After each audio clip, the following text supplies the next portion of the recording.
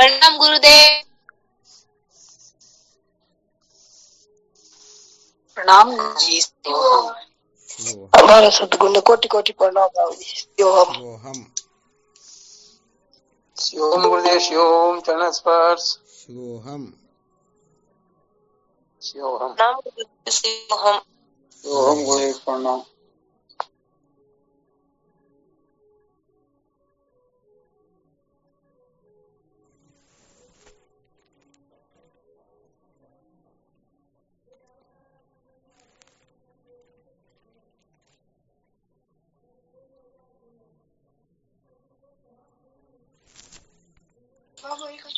प्रणाम गुरुदेव शिवोहम शिवोहम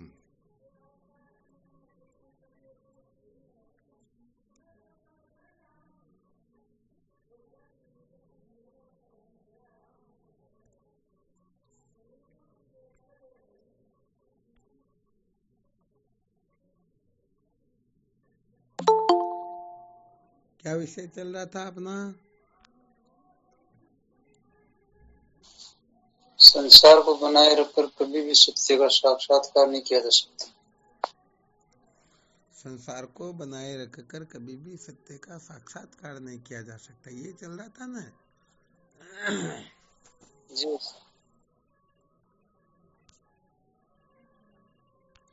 कल क्या सुनाया था इसके अंतर्गत?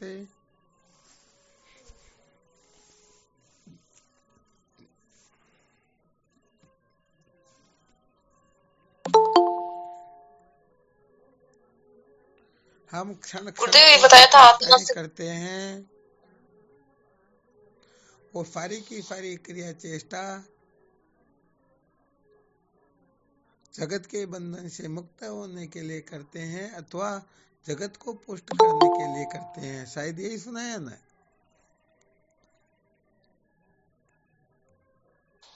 जी महाराज, वही था कि हम अपनी कल्पना को जब तक शून्य नहीं कर सकते तब तक सत्य का साक्षात हम निश्चय नहीं कर सकते। बहुत बहुत धन्यवाद, बहुत अच्छा। कुल मिलाकर के यहाँ चाहे किसी भी प्रकार की क्रिया चेष्टा क्यों न हो, चाहे निषिद्ध हो, चाहे विहित हो, अथवा ब्रह्म चिंतन से संबंधित ही क्यों न हो, सचमुच में हम इसका प्रमुख फल विद्या के बंधन से मुक्ति चाहते हैं अथवा विद्या को पुष्ट करना चाहते हैं, यही सुनाया था ना। जी महाराज जी।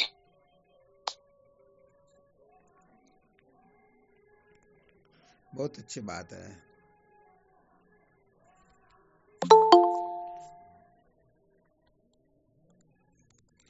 कैसे पता चले कि हम सचमुच में विद्या के बंधन से छूटने के लिए ही समस्त क्रिया चेष्टा कर रहे हैं?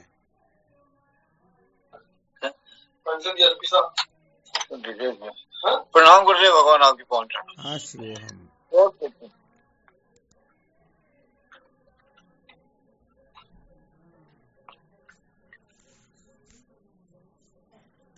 कैसे पता चलेगा?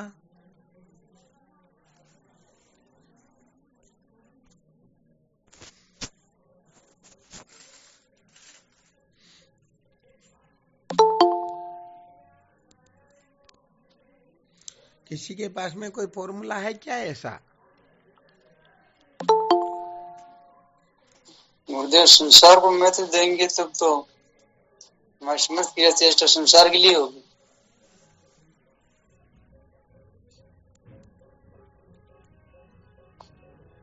बहुत अच्छी बात है। परमात्मा को महत्व देंगे तो समस्त क्रिया चेष्टा परमात्मा को पाने के लिए होगी।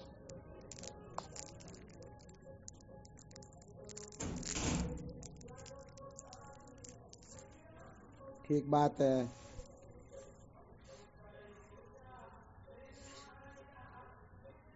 स्वामी जी चरणों में कोटि कोटि प्रणाम। शिवोहम।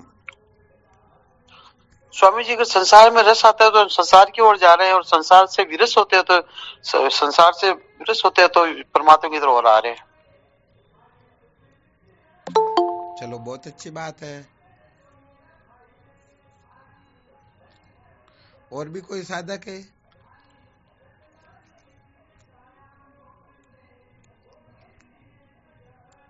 गुरुदेव अंतर्मुख हो रहे हैं तो परमात्मा की तरफ जा रहे हैं, बहिर्मुख हो रहे तो संसार की तरफ। चलो ये भी बहुत अच्छी बात है। महाराज जी, जब तक प्रपंचों को हम महत्व देते हैं तब तक संसार ही है।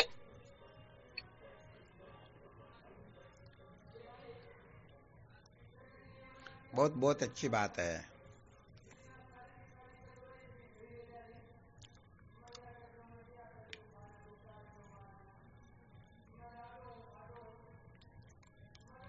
और भी कोई साधक है?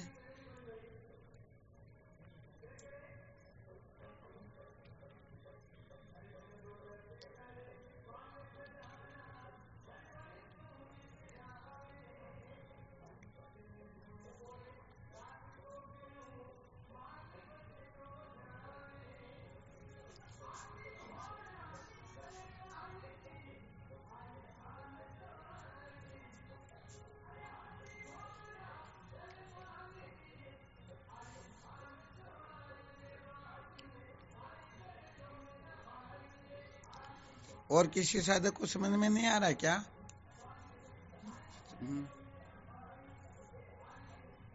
प्रणाम गुरुदेव।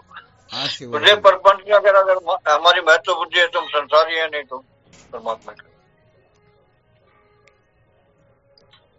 चलो बहुत अच्छी बात है। और भी कोई साधक कुछ है?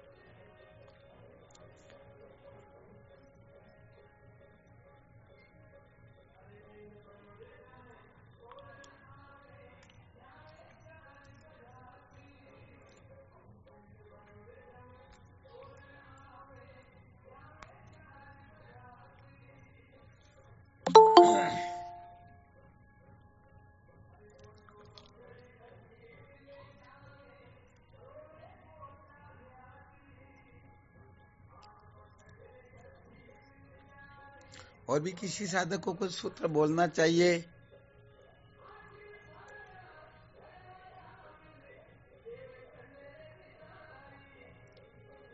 प्रणाम स्वामी जी। हाँ शिव हम। स्वामी जी, संसार को बनाए रखकर अगर सत्य का साक्षात्कार करना चाहते हैं तो संसार की ओर जा रहे हैं, और इसको नहीं बनाए रखकर करना चाहते हैं परमात्मा। चलो बहुत अच्छी बात है अभी।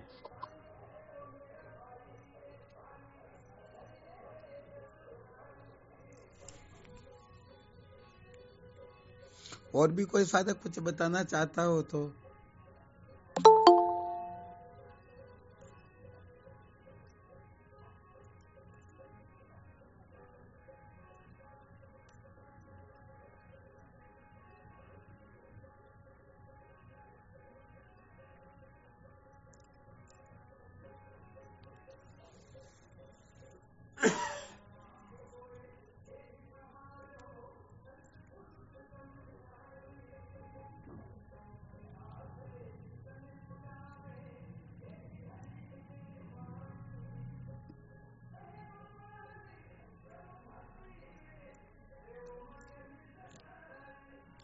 अरे सजानंद जी कुछ नहीं बोल रहे क्या, या कुछ नहीं आ रहा?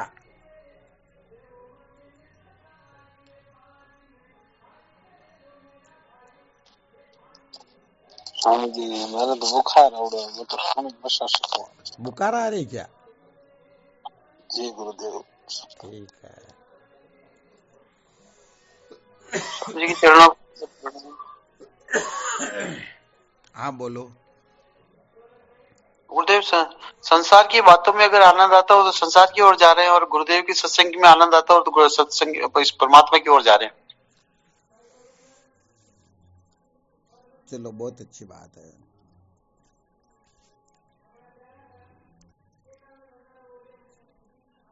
और भी कोई साधक कुछ बोलना चाहे तो?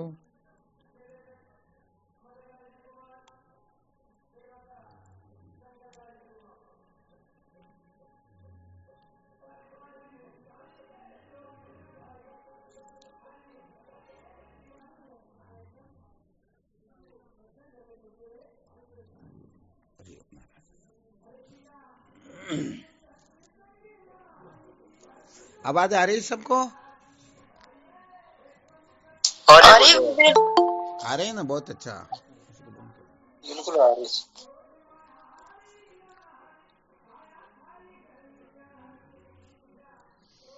कैसे पता चलेगा कि हम सचमुच में सत्य का साक्षात्कार करने की ओर प्रवृत्त हो रहे हैं? कल जो सुनाया था इससे बिल्कुल विपरीत है।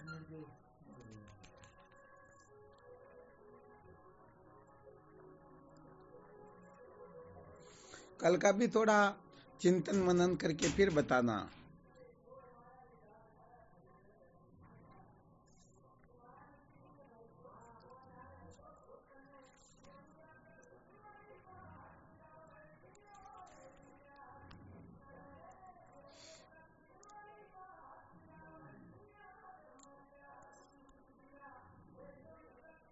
क्या बात हुई, सब मौन हो गए क्या?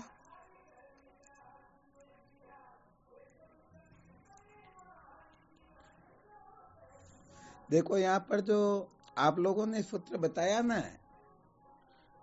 संसार में जिनको रस आता है वह संसार की ओर जाएगा और जिनको सत्संग में रस आता है वह सत्संग की ओर जाएगा। तो यहाँ पर हो सकता है किसी को संसार में रस नहीं आ रहा हो, सत्संग की ओर रस आ रहा हो, और कभी विपरीत हो गया तो क्या करेंगे? यहाँ पर तो दो टूक बात बतानी थी। कल जो बताया था ना, हम साधन भजन चिंतन मनन जो कुछ भी कर रहे हैं अंततोगत्वा इस संसार को पुष्ट करने के लिए ही कर रहे हैं। आज बताना कि कैसे पता चले कि हम केवल और केवल मात्र विद्या के बंधन से ही मुक्त होना चाहते हैं।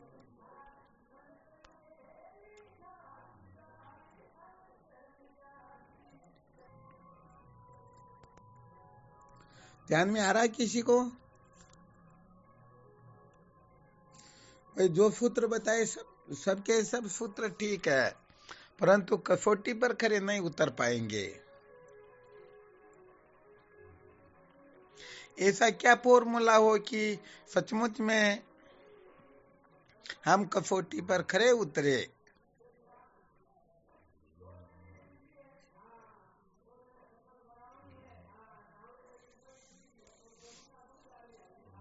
चलो कुछ फॉर्मूले बताते, ठीक है ना? जी महाराज जी। देखो इसका असली फॉर्मूला तो यही है, जब तक द्वैत का आग्रह होता है ना, भेद का जब तक आग्रह होता है, क्या ऐसा समझना चाहिए आत्म तत्व के सिवाय अणु मात्र भी किसी वस्तु की सत्ता हम स्वीकार कर लेते हैं तो निश्चित रूप से चाहे कितना भी साधन भजन क्यों न करो, हम उसी को पुष्ट करने के लिए करेंगे। एक सूत्र तो समस्त साधकों को ये ध्यान रखना है।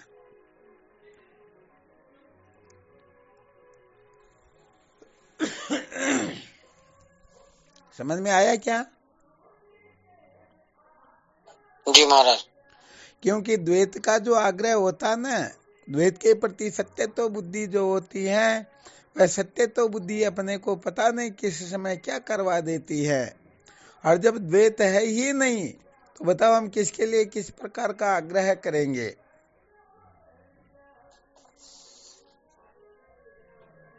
चलो ठीक, इसको ध्यान में रखना। थोड़ा नीचे के क्रम से चलते हैं। आप लोगों ने जो सूत्र बताया ना, उस सूत्रों की सिद्धि के लिए थोड़ा संकेत कर देते हैं। अच्छा, नोट कर लेना। सबसे पहले नंबर का सूत्र होता है, यदि हम अपनी बुद्धि को महत्व देते हैं, बहुत अच्छी तरह से ध्यान देना, किसको महत्व देते हैं? बुद्धि को।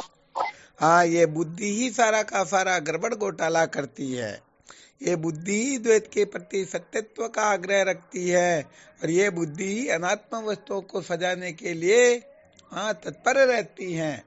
इसलिए सबसे पहले नंबर का सूत्र होता है, यदि हम अपनी बुद्धि को महत्व देंगे तो सचमुच में भले 24 घंटे साधन भजन क्यों न करो, अंततोगत्वा वो सारा का सारा अनात्म पदार्थों को पुष्ट करने में ही काम आ जाएगा। इसलिए इस सूत्र को अच्छी तरह से साधकों को हृदयंगम कर लेना है। प्रत्येक साधक को अच्छी तरह से नोट कर लेना है। यदि हम बुद्धि को महत्व दे रहे हैं तो सचमुच में यहाँ पर जगत की ही सिद्धि होगी, परमात्मा की सिद्धि थोड़े होगी।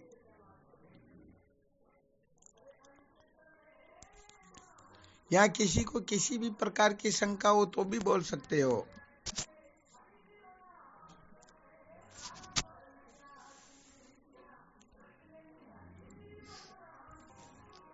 समझ में आ रहा है ना?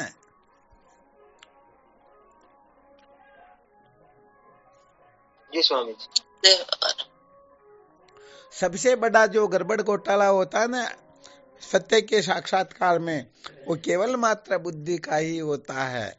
इसी का विशेष रोल होता है। होता क्या है कि जो बुद्धि सचमुच में संस्कारी हो ही नहीं, रजतम से विनिर्मुक्त और सत्व संपन्न बुद्धि ही ब्रह्म विचार में योग्य होती है। हम अपनी बुद्धि को सत्व गुण से रहित होते हुए, रजोगुण तमोगुण से भरपूर होते हुए इसको इतना महत्व दे देते हैं कि इसके निर्णय को ही हम परमार्थ समझ लेते हैं।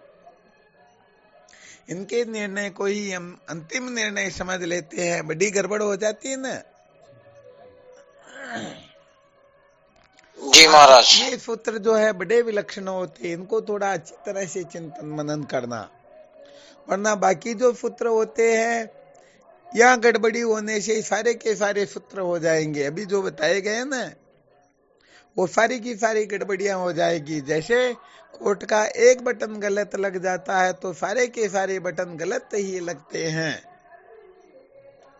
तो ऐसे ही यदि अपनी जो बुद्धि है वह योग्य नहीं है और हम इस बुद्धि को बहुत ज्यादा महत्व दे देंगे तो कभी भी आत्म तत्व का बोध होने वाला है ही नहीं। कभी भी हम परमार्थ सत्य का साक्षात्कार नहीं कर पाएंगे, बल्कि संसारारण्य में भटकने के सिवाय, संसार को महत्व देने के सिवाय और कुछ करेंगे ही नहीं।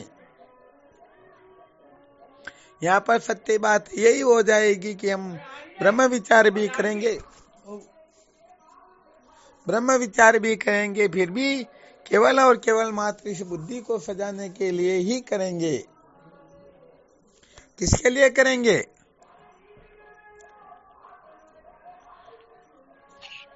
बुद्धि को सजाने के लिए। हाँ, यह ध्यान रखना, सचमुच में इस बुद्धि को हम अपना ही स्वरूप समझ रहे होते हैं तब ऐसी गलती प्राय निश्चित रूप से हो जाया करती है।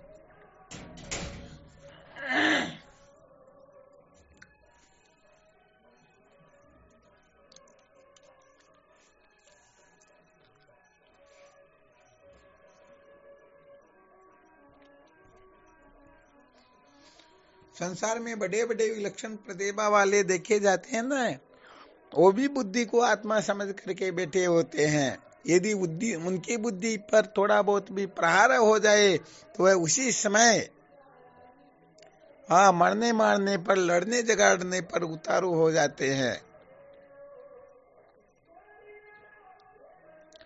विज्ञानवादी बुद्धि को ही तो महत्व देते हैं।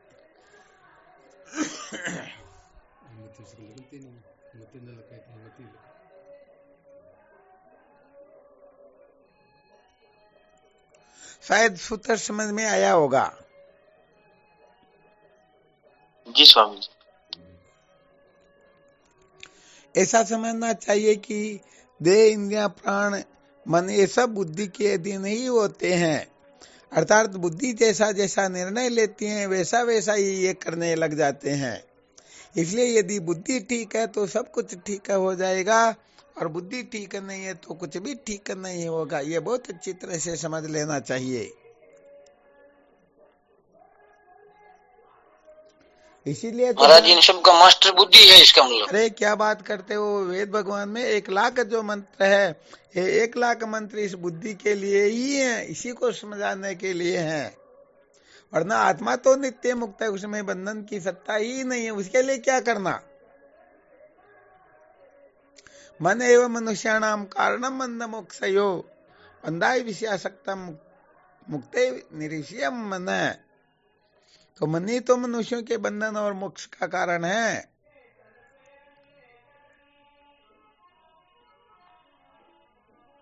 तो भाई ये मन जो है ये बुद्धि के अधीन ही होता है। इसलिए यदि बुद्धि गलत निर्णय लेगी तो ये सारे के सारे गलत रास्ते चले जाएंगे। और बुद्धि में यदि ठीक संस्कार है तो विचार करके देखो, यदि बुद्धि संसार को सत्य प्रिय रमणीय समझती है तो चाहे कितना भी साधन भजन क्यों न करो, 24 घंटे वेदांत की चर्चा करो, वेदांत के सूत्रों का अवलोकन करो, और भले मैं ब्रह्मो कहते रहो, परंतु अंततो गत्वा सत्य प्रिय रमणीय तो हम संसार को, संसार के पदार्थों को समझ रहे हैं ना, तो अंत में सिद्धि तो उन्हीं की होगी।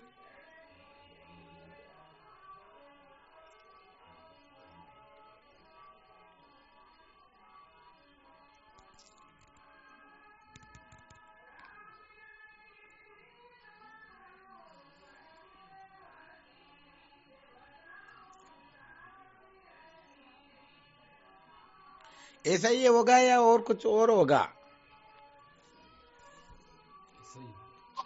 ऐसा ही होगा गुरुदेव। इन सब का मास्टर तो बुद्धि है, फिर सबका मास्टर बुद्धि है।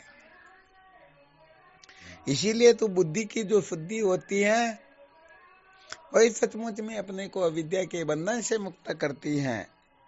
और यदि बुद्धि शुद्ध नहीं है, भले ही सब शुद्ध क्यों न हो जाए, जैसे देश का राजा ही यदि ठीक न हो तो बाकी सब ठीक हो जाए तो क्या होगा? और देश का राजा ठीक हो तो फिर नीचे गड़बड़ करने वाले कर पाएंगे क्या? नहीं कर पाएंगे। कदापि नहीं सर, कदापि नहीं। उनकी क्या मजाल है, वो गड़बड़ कर दे। हाँ, बिल्कुल सत्य वचन।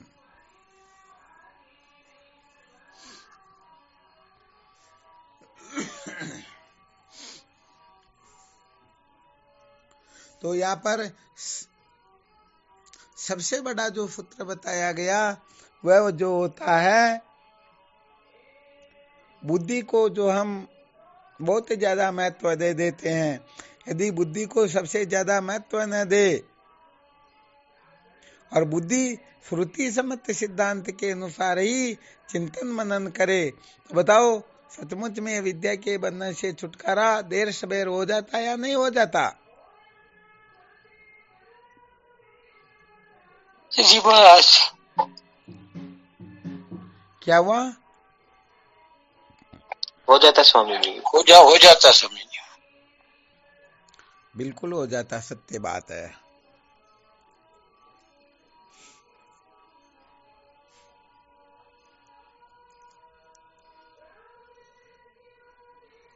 साधकों को मेन सूत्रों पर बहुत ज्यादा चिंतन मनन करना चाहिए।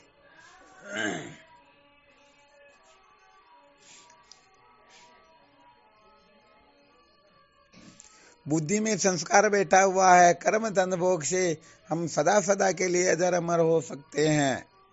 और यदि इन संस्कारों को कचरा समझ करके श्रुति सम्मत जो निर्णय है, न कर्मणा न पर्जया न धनेन त्यागे न के मृतत्व मानसु, यदि ये संस्कार बिठा दिए जाए तो बताओ हम सचमुच में अनात्म प्रपंच के प्रति आग्रह रखेंगे क्या?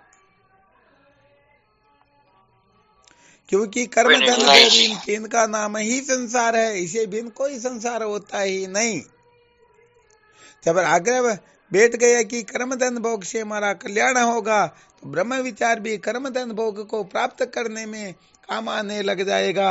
और यदि हम रहस्य को ठीक तरह से समझ ले तो वास्तव में ब्रह्म विचार के द्वारा कर्म धन भोग का जो मूल है, हाँ, जिसे ज्ञान कहते हैं, फिर यह विद्या मूल सहित भस्म हो जाती है। बिल्कुल क्लियर? जी महाराज। तो अपने को क्या करना होगा? बुद्धि में कौन से संस्कार बैठाने होंगे?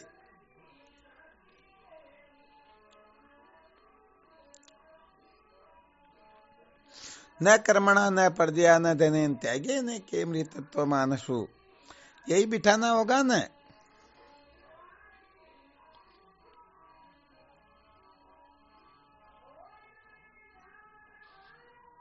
जी स्वामी। क्या बात हुई, बहुत धीरे बोले?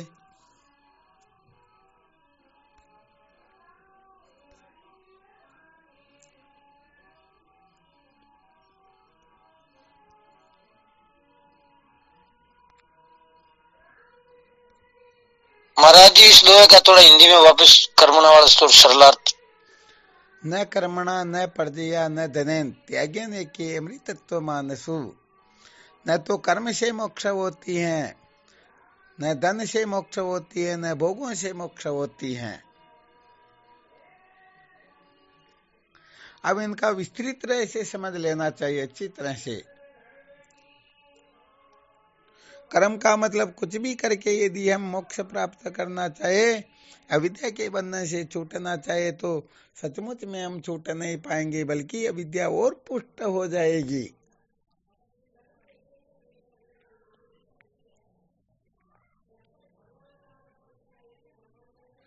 अच्छा, कोई बता सकते हैं कि जी महाराज ठीक है। पुष्ट होगी? अभी जो बताया ना, कुछ भी क्यों न करे फिर भी अविद्या और पुष्ट होगी। क्यों होगी, कैसे होगी, क्या कारण है, क्या रहस्य है यहाँ पर?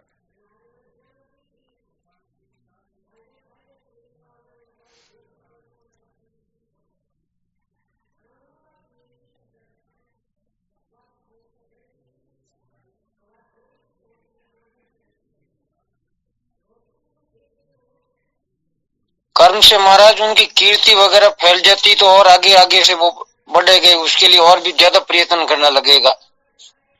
चलो बहुत अच्छी बात है। यहाँ पर प्रश्न ये था कि चलो फिर भी बहुत धन्यवाद, बहुत अच्छा संकेत किया।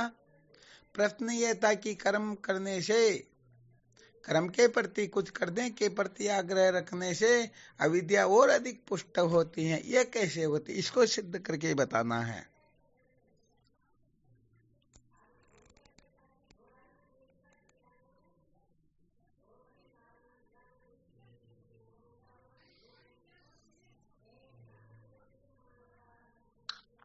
शिवम गुरुदेव। हाँ शिवोहम। कर्म से अहंकार बढ़ जाएगा गुरुदेव। अच्छा, बहुत अच्छी बात है, बिल्कुल ये ठीक ही कहा, बहुत अच्छा। परंतु अविद्या पुष्ट होगी, ये कैसे सिद्ध होगा?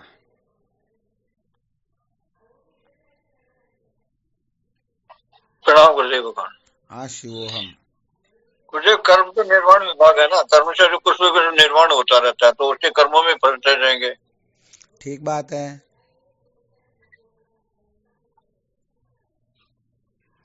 कर्मों में फंसेंगे, परंतु अविद्या पुष्ट कैसे होगी, ये सिद्ध करना अपने को। कर्म तो निर्माण विभाग है ना, कुछ न कुछ निर्माण होता ही रहेगा, करना हाँ, बिल्कुल करना समझ भोगना में आ यही गया, है। अगर परंतु यही होता रहेगा तो अभी ठीक है। अच्छा, ये अविद्या है ना? जी गुरुदेव। बहुत बहुत अच्छी बात है। यहाँ अविद्या पुष्ट होने का मतलब होता है अविद्या और मजबूत होती है, अर्थात अविद्या और बढ़ती है।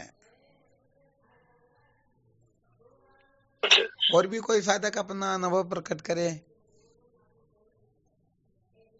गुरुदेव कर्म से तो फिर बंधन ही है ना, तो बंधन से ही अविद्या। कर्म बंधन है, बंधन से अविद्या कैसे पुष्ट होगी, कैसे सिद्ध करोगे इसको?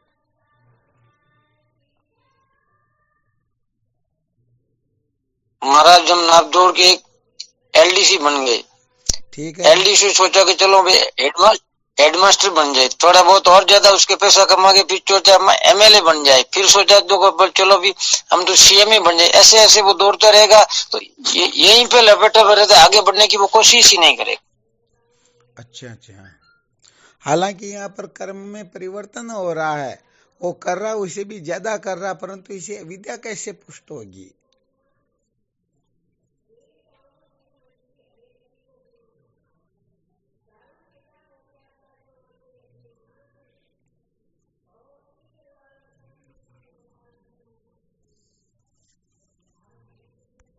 शिवोहम स्वामी। हाँ शिवोहम। ये कर्म स्वयं ही विद्या का कार्य है। बहुत धन्यवाद। इसे कैसे पुष्ट?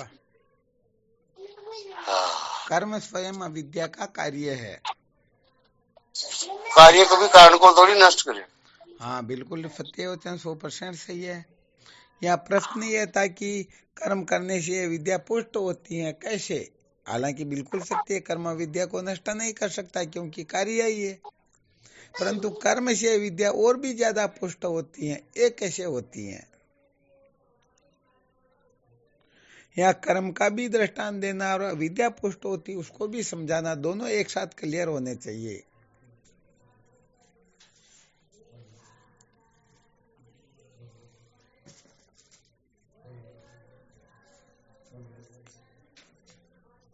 प्रणाम स्वामी जी।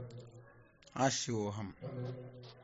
स्वामी, रस्सी में सर्प की भ्रांति होती है तो फिर उसको वो दूध पिलाने के या मारने के उपयुक्त होते हैं स्वामी जी। रस्सी में सर्प की भ्रांति होती है तो सर्प काट गया तो फिर उसको परमात्मा होंगे, उसको दूध पिलाएंगे और पाप लोग जोड़ेंगे स्वामी जी। बहुत बहुत धन्यवाद है। काफी समय से जो संकेत कर रहे थे ना, वो यही सुनना चाह रहे थे। रस्सी में जो सर्प की प्रतीति होती है वो सर्प विद्या है या नहीं है? अच्छा, हम उस सर्प को मारने के लिए तो दूध पिलाने के लिए कुछ भी करेंगे, कुछ न कुछ करते हुए समझेंगे, तो बताओ उसे सर्प की भ्रांति और अधिक पुष्ट हो रही है या सर्प की भ्रांति निवृत्त हो रही है?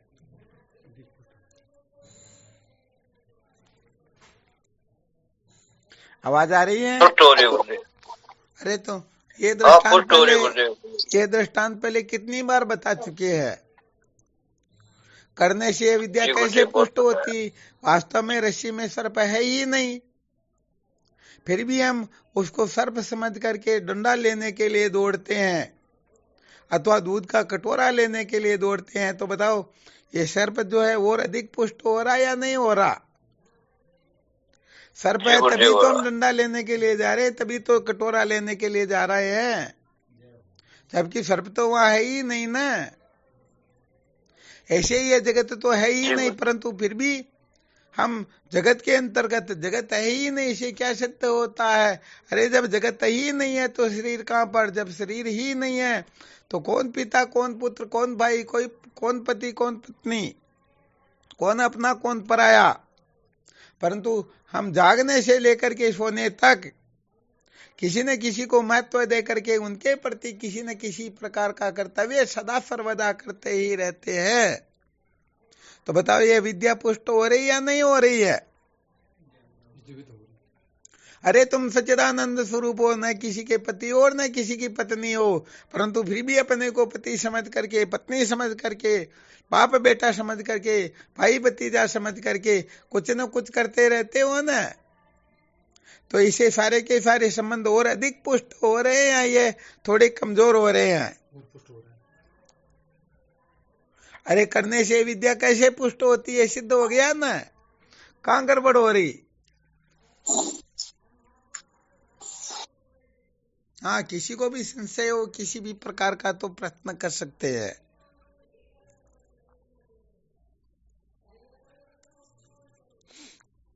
तो वास्तव में विचार करके देखो, हम सर्प को दूध पिलाने के चक्कर में पड़े हुए हैं या नहीं?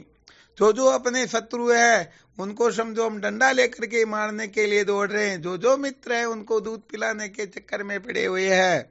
वास्तव में शत्रु मित्र को ये होता ही नहीं, परंतु हम शत्रु मित्र को और अधिक पुष्ट कर रहे हैं या नहीं कर रहे हैं?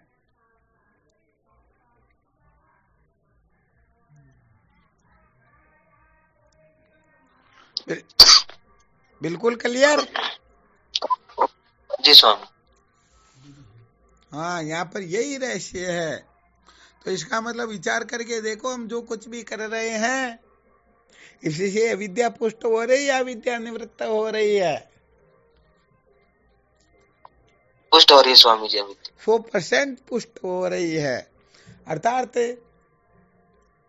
जब ये जीव जन्म लेता ना, उस समय ये कितना प्रपंच देखता है, परंतु ये कुछ न कुछ करने लगता है। तो पहले वाली विद्या तो जितनी थी उतनी की उतनी है, परंतु अब ये कुछ न कुछ कर रहा, तो वह विद्या प्लस हो रही है या माइनस हो रही है? प्लस ही हो रही है स्वामी। हाँ, वो तो पुष्ट हो रही है ना। इसीलिए तो मोकुलपुर के बाबा कहा करते थे, करने धरने से संसार कटता नहीं, हटता नहीं, फटता नहीं। अरे बिना किए इतना हो गया, अब कुछ करोगे तो ये संसार बढ़ेगा, घटेगा नहीं। हाँ, सचमुच में यदि इस संसार को मूल सहित भस्म करना चाहते हैं, सचमुच में संसार के बंधन से छूटना चाहते हैं, तो भाई इसके लिए कानूनन ढंग से अपने को आगे बढ़ना होता है।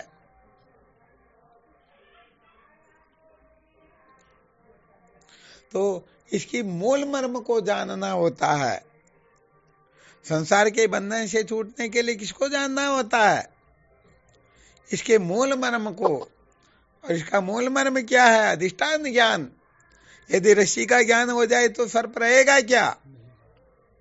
अब हम रस्सी के साक्षात्कार के लिए तो पुरुषार्थ करते नहीं, और डंडा लेने के लिए, कटोरा लेने के लिए पागल होकर के दौड़ते रहते हैं। तो ये अधिष्ठान ज्ञान बिना विद्या एवं तन्मूलक संसार की अत्यंतिक निवृत्ति कभी भी होती ही नहीं। इसको स्वर्ण अक्षरों में लिख लेना चाहिए।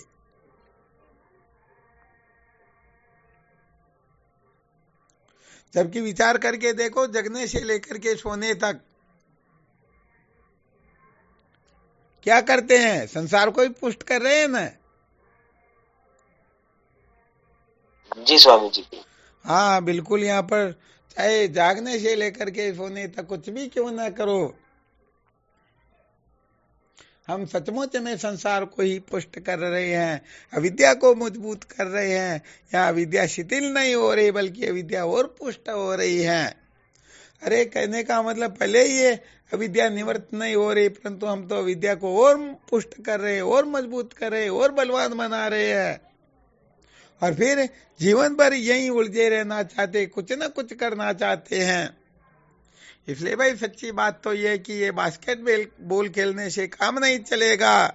सचमुच में अपने कर्तव्य को समझना होगा। अपना सचमुच में सच्चा कर्तव्य होता है कर्तव्य का त्याग। हालांकि ये बात बहुत लोगों को अटपटी लगती है, क्योंकि सब यही कहते कि कर्तव्य का त्याग करने वाला तो ऐसा वैसा होता है। यहाँ पर तो सबका त्याग करके, सबका संन्यास करके केवल और केवल मात्र आत्मा व ब्रह्म के एकत्व का विचार करना होता है।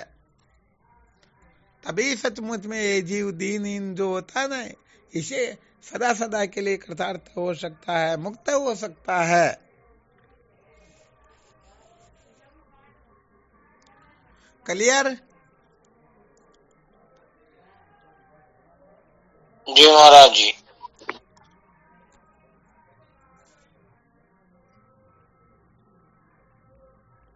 हालांकि करने से भी कुछ कटता है, परंतु वो क्या, उसका भी रहस्य समझना चाहिए। परंतु अविद्या की निवृत्ति कभी भी करने से होती ही नहीं।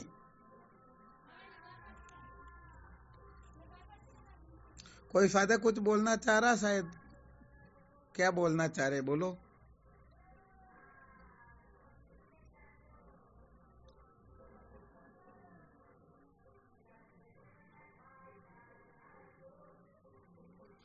तो रहस्य अच्छी तरह से समझ में आया ना?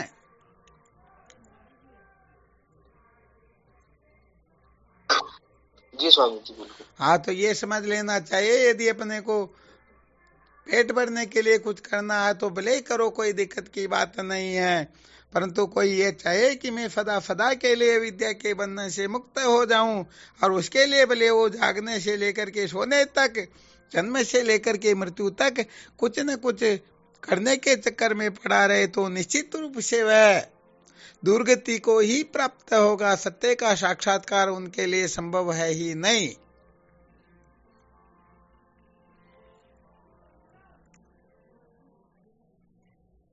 बिल्कुल क्लियर?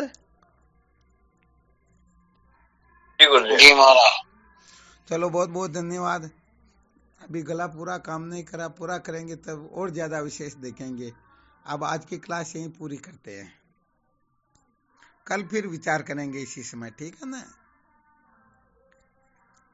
शिवोहम। जी महाराज। शिवोहम। स्वामी जी को चरणों में साष्टांग प्रणाम। शिवोहम। प्रणाम गुरुदेव। शिवोहम। इस गुरुदेव के चरणों में साष्टांग दंडवत प्रणाम। शिवोहम दादा। शिवोहम। प्रणाम गुरुदेव। शिवोहम। शिवोहम। स्वामी जी के श्री चरणों में साष्टांग दंडवत प्रणाम। शिवोहम गुरुदेव। शिवोहम।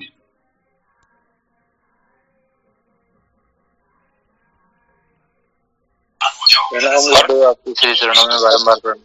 शिवोहम।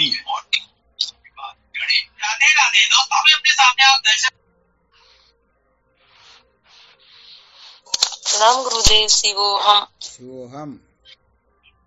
प्रणाम गुरुदेव, आपके श्री चरणों में कोटि कोटि शिवोहम। प्रणाम। शिवोहम।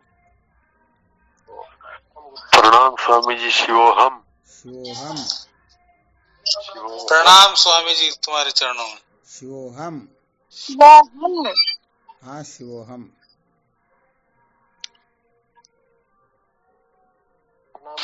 श्री गुरुदेव के चरणों में साष्टांग प्रणाम।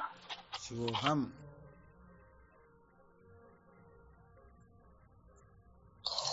हमारा सतगुरु शरणम कोटि कोटि प्रणाम आप जी। शिवोहम। शिवोहम। कोटि कोटि प्रणाम स्वामी जी, आपके श्री चरणों में। शिवोहम। प्रणाम स्वामी जी, आपके श्री चरणों में बारंबार। शिवोहम।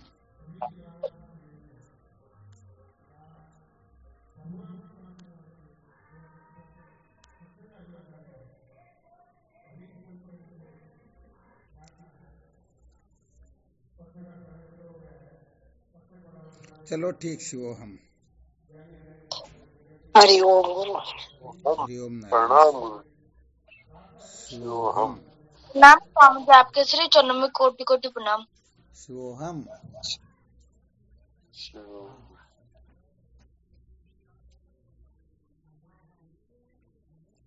ठीक। शिवोहम।